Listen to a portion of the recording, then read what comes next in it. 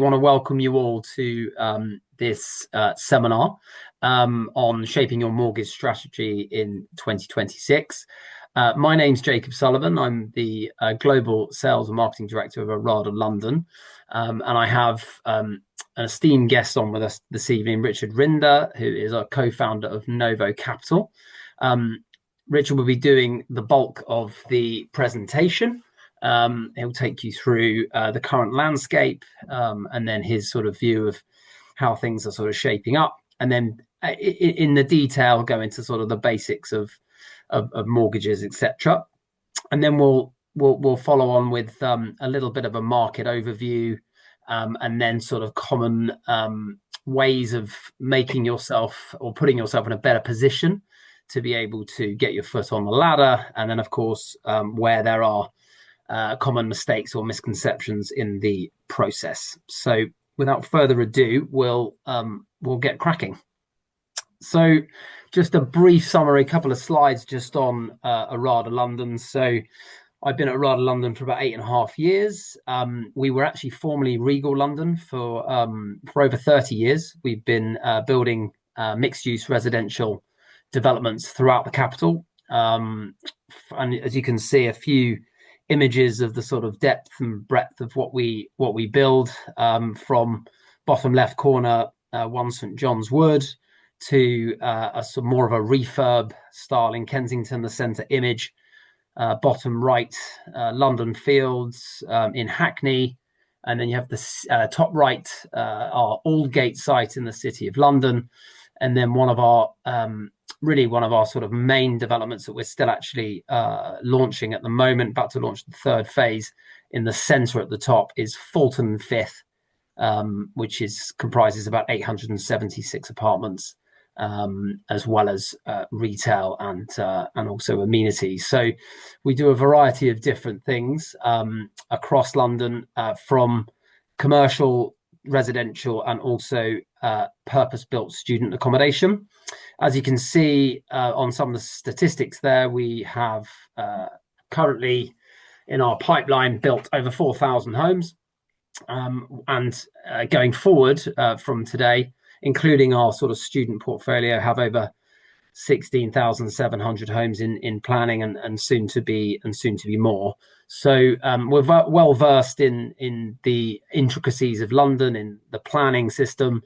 We have a sort of cradle to grave business, in the sense where we identify opportunities, we seek to gain planning on that opportunity, and then we construct and we sell and market, as well as using our asset management, manage our portfolio as well. And then just a final point there, obviously a few awards and everything like that, which we won't go into, but also just to identify, we also run a sort of, as part of our sustainability, our ESG, we run a military veterans and sort of local marginalized individuals in our academies. The academies have been going now for just over 2 years, and we've seen around 200 people through those academies. They graduate, and we would teach them skills, trades, to train them up to either work in construction or to put them on the right path to a better future. So that's a little bit about us, and without further ado, I'll pass you over to Richard, and he can tell you a little bit about his business and why you're all here to discuss mortgages. Fantastic. Thanks, Jacob. So from my side, I think the presentation today, I'm going to take you through about myself, the business. We're then going to look at the role of a mortgage broker, what they can add to the process and the value they add, the types of things typically you would need to understand when taking a mortgage, so product type and so forth. We'll look at the market itself, the Bank of England base rate reduction and what it means to you, a bit of history on the market, and then generally how that impacts your borrowing. And the last point, I've put together some rates as of today's markets focused on first-time buyers. So to start, I'm one of the co-founders of Novo Capital. We're a whole of market mortgaging and debt advisory firm. We specialize helping clients with both residential and investment property goals. We focus on secured assets, so property, commercial assets, and so forth. The aim is to ensure you get the best possible option. And in layman terms, we want to provide a highly personalized, timely financial solution while acting as a trusted partner throughout the journey. Next slide, please. So looking at it, this is talking about, in many senses, the role of a mortgage broker rather than going direct to a lender. And I think the first and probably the key point is we have whole of market access. So technically, there's upwards of 150 different lenders I can approach. There's high street banks, specialist lenders, and private banks across the UK. And the aim is to utilize all these different channels to ensure any client gets the best possible option and navigates the market accordingly. Second of all, our advice is independent. We act solely in the client's interest, focus on their objectives rather than being tied to any single lender or product. Furthermore, we're specialists in navigating complexity. Many cases involve non-standard income, layered portfolio, development projects, or even tight timelines. Our role is to simplify that and ensure that complexity enables you to get the best possible option. Furthermore, a key part, sort of ties in well to the last piece, is presentation. We know how to present a deal and clearly position it professionally to lenders, which helps secure an efficient, timely, and suitable outcome for all clients. And then the final piece is we take a holistic approach. This means we look at the full picture, the client's objectives, structure, timeframes, and future plans, not just a rate on offer. The goal is always the most suitable solution, not necessarily the quickest one. In short, a mortgage broker is just about really sourcing finance. It's about, in many senses, also securing it in the best terms and the best possible outcomes for now, but also the future. Next slide, please.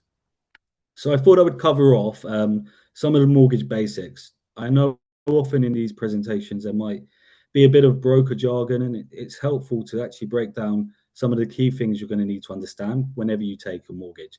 So the first point in that sense is the product type. Typically in the UK, there's two types of products most clients will utilize. The first is a fixed rate. As per its name, it's set for a period of time, typically 2 to 5 years, and this gives you the ability to budget. You know what you're going to pay over that period, and of course, you can then factor in costs around it.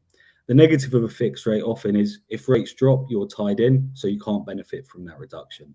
This leads quite nicely to the second type of rate, which is a variable rate.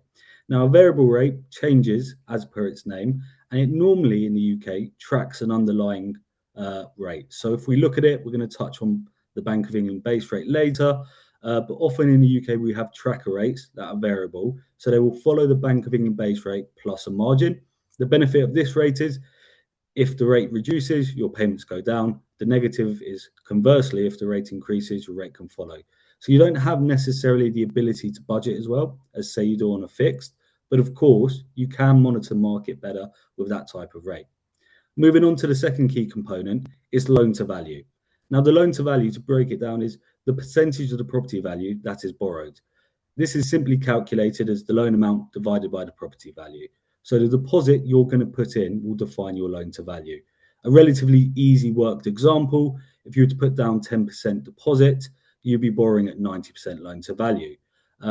Effectively, most lenders in the UK will price their products based on risk. The higher the loan to value, slightly the higher the risks they see it, and therefore the rates do increase. We'll look at rates, as I said, later, and that should probably come across quite clearly based on the different pricing at the loan to values I've presented. The third point I want to touch on is loan term. The loan term, as per its name, is the length of time you can borrow over.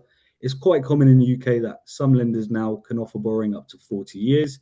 This will tie around your retirement age. Often lenders can support residential borrowing up to age 75. Longer terms reduce the monthly payment, but increase the total overall payment, and shorter terms mean you pay more on a monthly basis, but less back to the lender overall.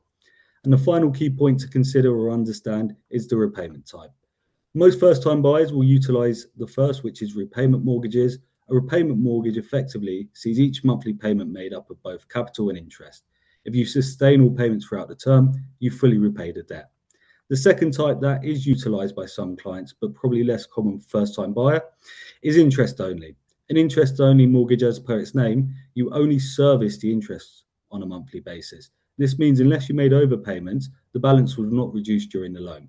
This can be beneficial because it means payments should be cheaper than, say, a repayment mortgage, But of course, it does mean at the end of the term, you have to factor in how you're going to fully repay the debt.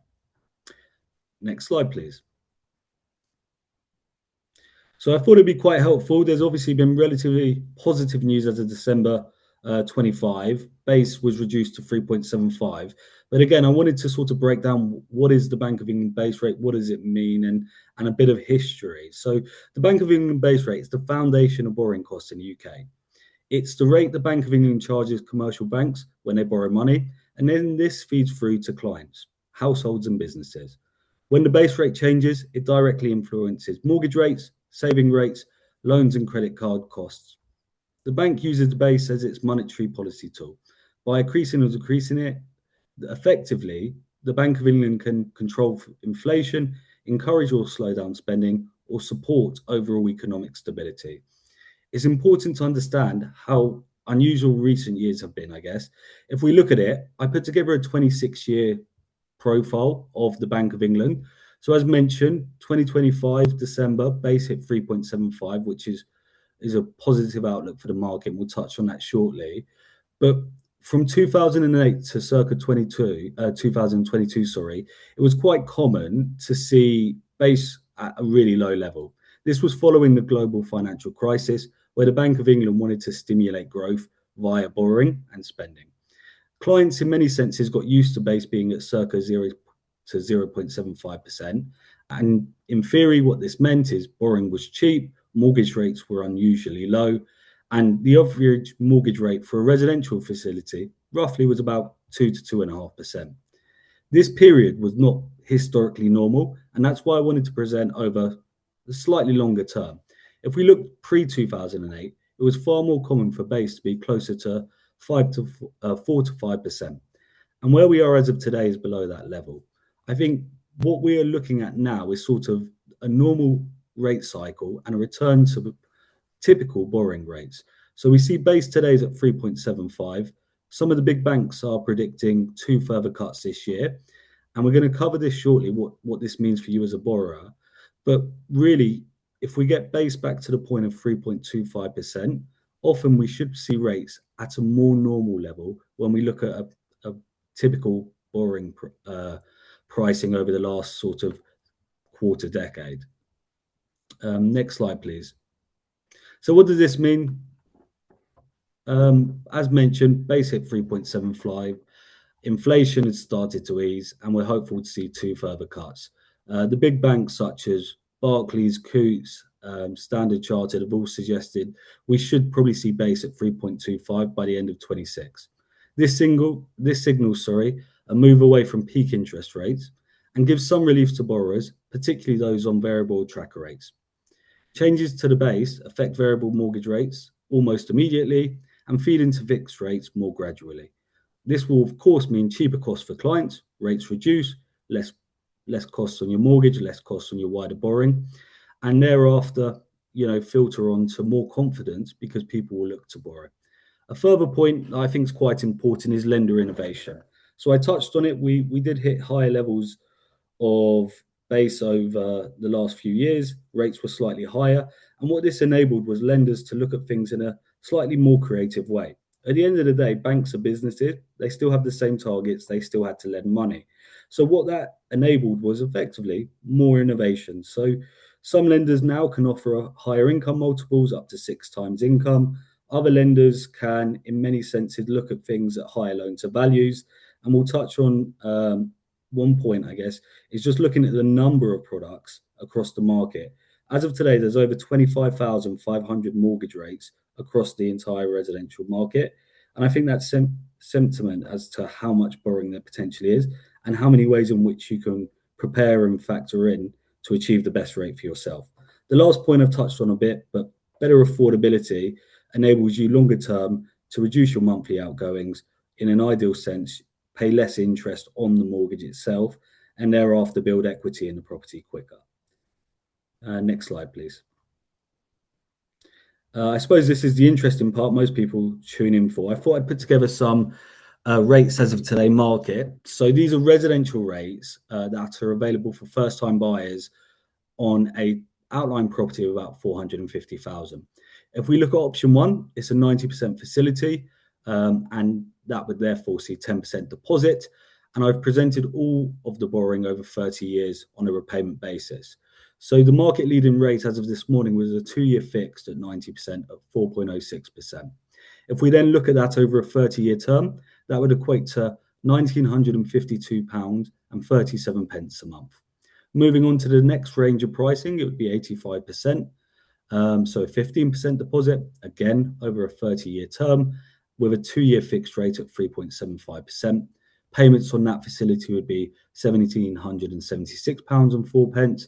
And then the final product, with a slightly higher deposit at 25% down, would see a 2-year fixed at 3.61%, with payments coming in at £1,540.87. So I think what that quite nicely outlines is actually rate-wise, they're coming down the right way. If we were to see further base cuts this year, of course, these rates would also maneuver downwards. And in terms of, where we are fixed rate wise, up to 85%, we're pretty much in line with base today. So if base was to reduce to say 325 by the close of this year, it would be pretty clear that some of the lenders would be in the ballpark of low 3%, late 2% for fixed rate borrowing, depending on how much deposit you put down. Okay, good to hear. So it seems like there's a generally positive picture. Certainly, if you cast your memory back to the budget of Liz Truss back in 2024? Is that end of 2024? Am I right in thinking? Yeah. It caused obviously a massive repercussions on the market, and so it's nice to see things starting to move in the right direction. So I'm following on from that. We just took some information from some of our sort of global agencies who are analysing the London market and have done for a number of years. As you can see, as a market overview of London, it's quite conservative, but I think between sort of your large agencies such as CBRE, Knight Frank and Savills, we're expecting a forecast of about 1 to 4% across London as affordability improves and confidence stabilises. Of course, that is an overall amount. So there are pockets of London that will do better. There are pockets of regeneration that will perhaps increase further. But again, the 5-year forecast is a little bit more positive. And again, it switches between whether you're CBRE, Knight Frank or Savills from between 14 and 24%. And again, that really depends on that sort of location, but it does suggest that we're on the right trajectory. If you looked at the last 2 years, for example, it was very minimal growth. And so it feels like we may be coming out of what is quite a difficult time. I mean, I think certainly with a budget towards the end of the year last year, I think there was a lot of people waiting and seeing what came out of that. And I think from a property perspective, it was generally positive, I would say, in terms of the any sort of taxation or anything like that. There probably needed to be maybe slightly more in terms of help for first-time buyers, but I think perhaps that might come through in the latter part of this year. The rental growth forecast is in and around 17% over the next 5 years, and again, that helps whether you're a first-time buyer or not. An investor supporting that long-term income and yields, and of course, a lot of this is underpinned by undersupply. The Labour government, when they came in, have predicted to build 1.5 million homes over the term of the of that particular government, and we're falling pretty short of that to date. So they're going to have to be some pretty major changes if they want to try and hit that target. And as obviously Richard touched upon, improved market conditions, mortgage conditions, beg your pardon, have enabled more buyers to be able to have cheaper products, and hopefully over the next 12 months we'll see that product and see those products increasing and see mortgage rates come down as well. And then just from a global perspective, London is still fundamentally a great place to live. It's geographically well placed to trade globally with the Americas and Asia. Obviously, huge amounts of businesses still coming to London and calling London their home and their base, and a huge amount of international demand as well. So yeah, there is that sustained long-term appeal. So I suppose the general outlook, if we sort of summarize everything, is sort of steady, sustainable growth, rather than, huge increases or huge decreases, and that volatility really can affect the market. So I think steady, sustainable growth is our outlook for the next few years. So just touching on a few points in terms of from a first time buyer perspective, and that's really sort of getting started and getting your foot on the ladder. And I think, as Richard touched upon, getting information, and really getting into the detail with a financial advisor will put you on the right track in terms of your affordability. There's nothing worse than walking into your dream home and realizing that actually it's not quite in your budget. So it's certainly something that an independent financial advisor can work through. And if you can get 6-time multiple on some products, you're really trying to stretch where your budget can achieve. So definitely that is our first bit of sort of advice. Setting your criteria up front. I think there is no question that there'll be negotiables or non-negotiables, but also there'll be compromises. So it's working out which of those compromises you're willing to take, and which of those non-negotiables you're not willing to hold on. So again, very important to set that from the beginning. Researching area, of course, is very, very important. As property developers, we look at long-term demand, we look at infrastructure, we look at transport links, that kind of stuff, amenities, schooling, because it all plays a big part in your future, in terms of your onward sale value, the appeal across the market as well. So it's important to research area, specifically the developer. Obviously, there's a number of developers in the UK that build residential property.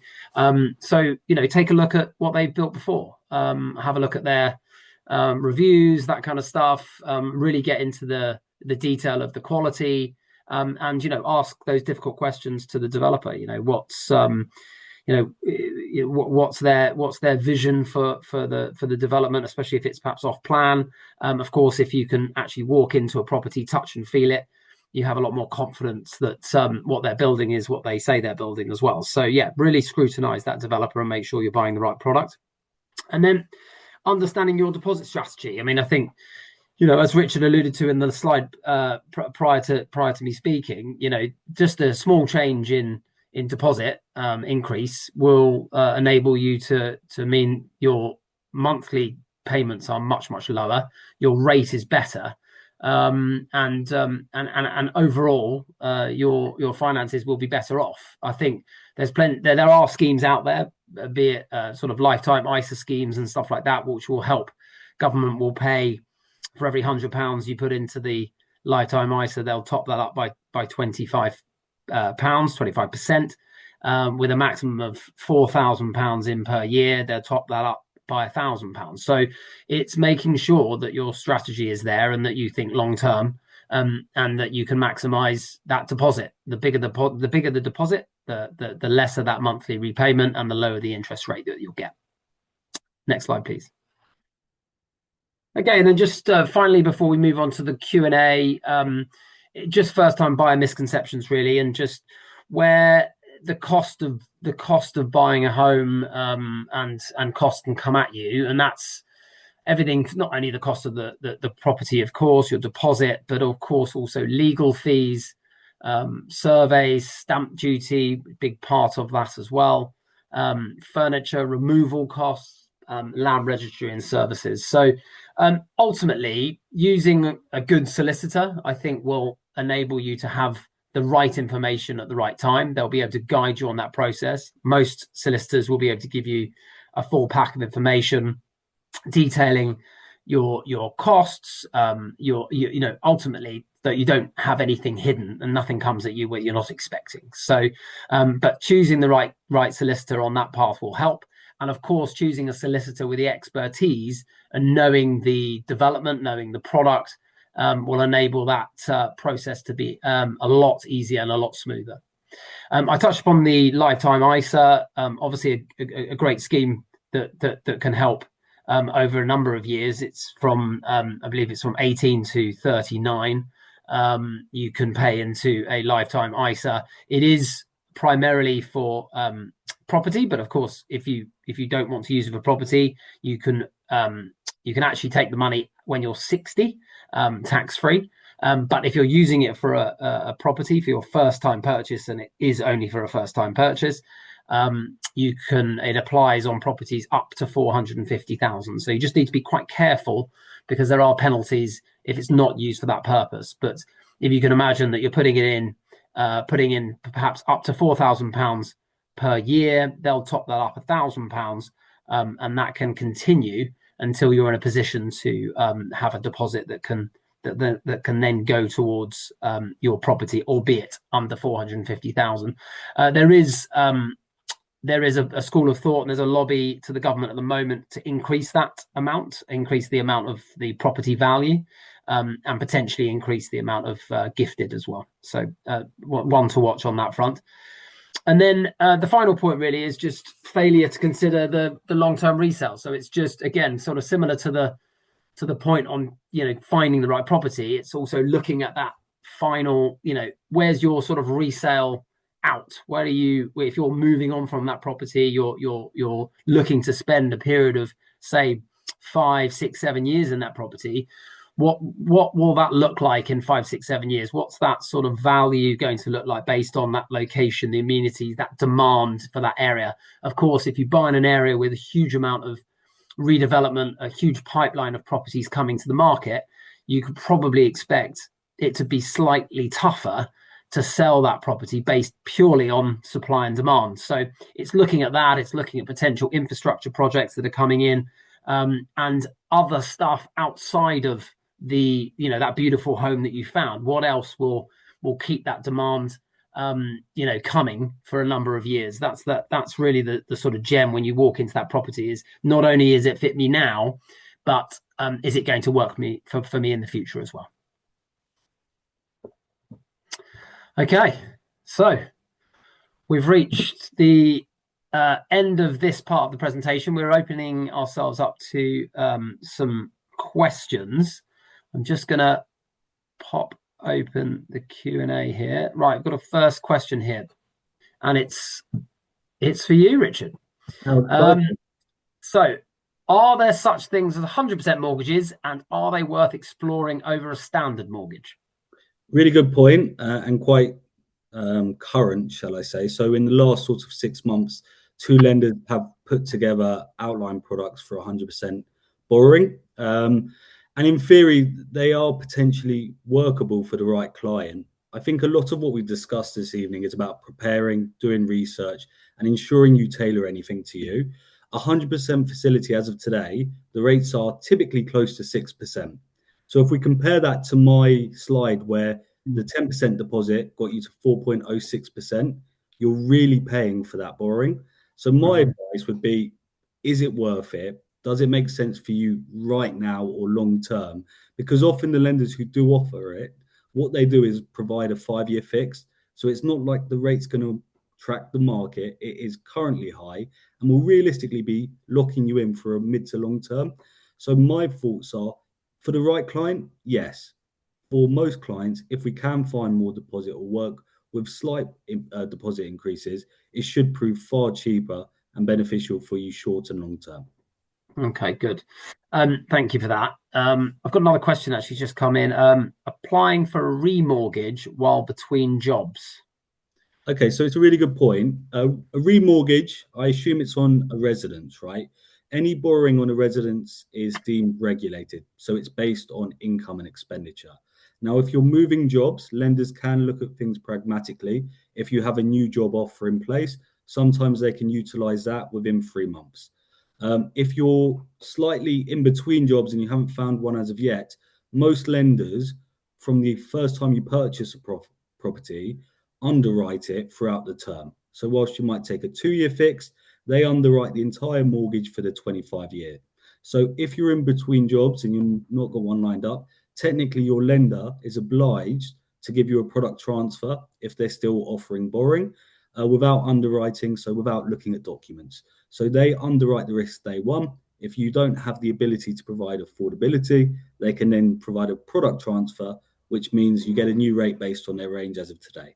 I think that's probably worth picking up with me at a separate point, and we're going to share details. So if I believe it's one of the applicants wants to reach out, I'd be happy to explain that a bit more detail. Yeah, and thanks for that, Richard. That's a good answer there. Hopefully that's answered your question. And our details will be available at the end. So if you had any further questions and wanted to have a private conversation, please do get in touch.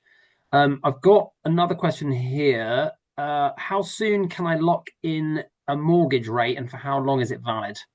Yeah, really good question. Typically, mortgage rates are often locked in for up to 6 months. So the offer is issued and they tend to be valid for 6 months. Certain lenders in the market can enable you, if you're buying a new build, for instance, to lock in for as much as a year in advance. What I would say is in a market like this where we're expecting rates to reduce, another role of a mortgage broker is to lock it in at the current rate and in many senses monitor it down. So every few weeks, if a lender drops rates, you should be getting a notification saying the rates dropped. We're going to move you to the new one. You confirm you're happy with that. The broker updates it. And that rate, again, should be valid for a further 6 months. 6 months tends to be the golden rule. Okay, fine. That's good. Okay, so I've got another question in here. Is there a percentage of my total savings investment I should aim to have as my deposit, e.g., keeping safety net money behind for solicitors and surveyors? Don't know if it's a particular percentage, but I don't know if you've got any input on that, Richard. Yeah, I think so. Look, in an ideal sense, I think getting to a 10% deposit, if possible, when purchasing is key. Thereafter, if we're looking at a safety net, it will boil down to sort of your wider costs you're incurring. So, again, some clients will approach us and they want to do a project. Now, if you're going to do a project, your safety net's going to be much higher than if you're buying a new build, because a new build, you're not going to need to do any works. It's energy efficient, all these different variants. I'd probably like to take that offline as well, just to ensure I can guide them properly. My thoughts are for solicitors, associated fees, and generic costs. You probably want to be keeping from anything from as low as 2,500 up to £10,000 as a safety net day one.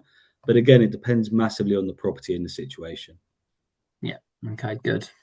Hopefully that's answered that question. I've got another question in here. So this is probably a standard one, but what documents do I need to get to be pre-approved? Yeah, so a pre-approval with a broker realistically is a call, should take no more than 25 to 30 minutes, in which you go through income, assets, liabilities, and a bit about your credit history. From that point, they can provide you outline terms and tailor any of the requirements, i.e. documents, to proceed. If we're looking at an employed client, normally it would be ID, proof of address, 3 months bank statements, 3 months pay slips, and then if necessary, bonus pay slips and so forth. If we're looking at a client that's self-employed, slightly different. Typically, you need 2 years income proof, so whether that's accounts or tax returns, but same thing, 3 months bank statements, ID, proof of address. Most lenders will do a soft credit check when we do what's called an agreement in principle, and really on the back of that, you get your sort of provisional borrowing subject to providing those documents.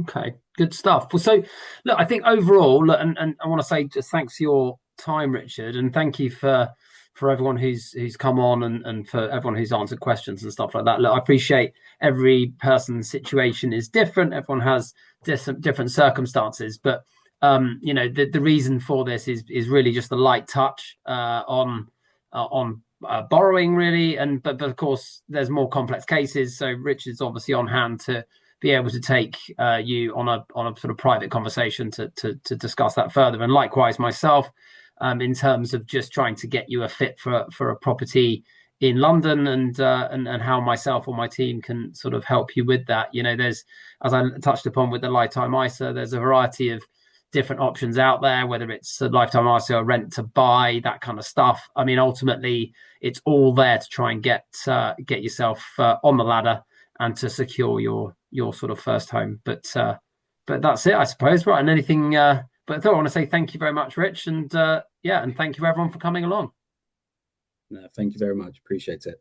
Okay, we'll drop a thank you note to everyone with our details if you'd like to contact us directly, and if you'd like the recording, we can send that across as well.